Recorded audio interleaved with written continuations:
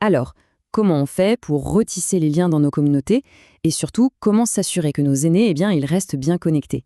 C'est pile la question que se pose un programme assez ambitieux qu'on va décortiquer ensemble. C'est la grande question pour n'importe quel village, n'importe quel quartier. Mais bon, les bonnes intentions, ça ne suffit pas toujours. Comment on passe concrètement à l'action?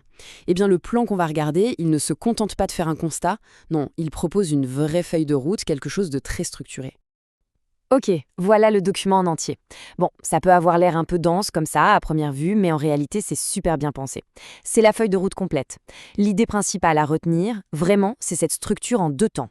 D'abord, il y a une phase avec des actions immédiates pour les besoins urgents, et ensuite une deuxième phase avec des projets sur le long terme pour construire un futur plus solidaire. Gardez bien cette image en tête, parce que maintenant, on va plonger dans le détail de chaque partie. Allez, on commence par le commencement, par les fondations, la phase 1. L'objectif ici, il est à la fois simple et très fort, c'est l'entraide immédiate. On parle de mettre en place des actions qui ont un impact direct, tout de suite, sur le quotidien. Si on zoome sur cette première phase, on voit tout de suite où sont les priorités. Là, on ne parle pas de grands projets pour dans 10 ans, non. On parle d'actions qui peuvent changer la vie au jour le jour. Des choses comme l'aide aux courses, par exemple, ou organiser une veille pour les personnes les plus seules. Le cœur de l'idée, c'est vraiment de renforcer ce tissu social et de s'assurer que personne n'est laissé de côté, surtout pour accéder aux services de base. Et ces priorités, elles se déclinent en 4 actions clés. Ce qui est super intéressant, c'est de voir comment elles se complètent. On va du lien social pur, disons, à des aides très pratiques comme la téléassistance, faciliter l'accès à la santé. Et puis, il y a cette idée assez novatrice, le guichet unique associatif. Le guichet unique associatif. Qu'est-ce que ça veut dire concrètement? Eh bien, imaginez un seul endroit, un point de contact central qui met en relation ceux qui ont besoin d'un coup de main et ceux qui proposent leur aide. C'est simple, non? Fini de chercher partout. C'est un vrai accélérateur de solidarité et ça permet non seulement d'aider, mais aussi de valoriser les compétences de tout le monde, en particulier celles de nos aînés. Ok, donc une fois que ces premières briques sont posées, le programme ne s'arrête pas là, bien sûr. On passe à la phase 2. Et là, on change un peu d'échelle. C'est une étape plus ambitieuse, qui s'attaque vraiment aux racines de l'isolement, avec des projets qui sont faits pour durer. Là, on voit que la vision est plus large. On ne traite plus seulement les symptômes, on va chercher les causes profondes de l'isolement.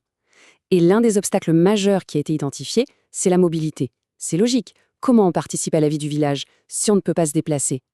Ce document, il explore donc des solutions pérennes, comme des systèmes de transport partagés, pour être sûr que tout le monde reste physiquement connecté à la communauté.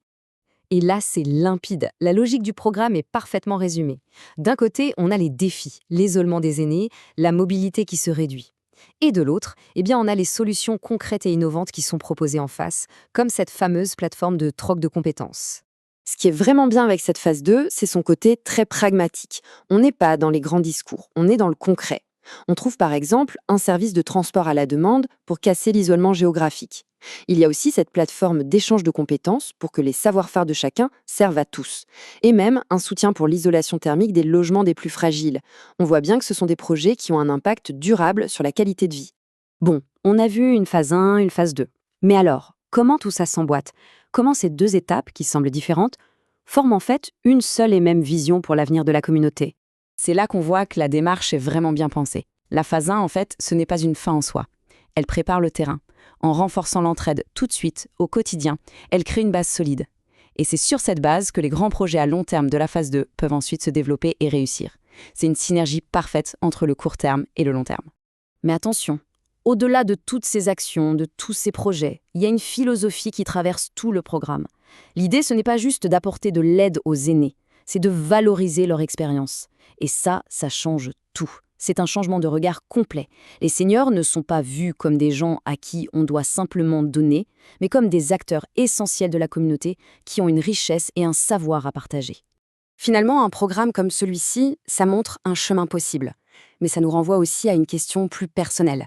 Parce qu'au-delà des plans organisés, la vraie question, c'est comment, à son échelle, chacun peut agir au quotidien pour tisser ses liens, pour rendre sa communauté plus forte, plus soudée.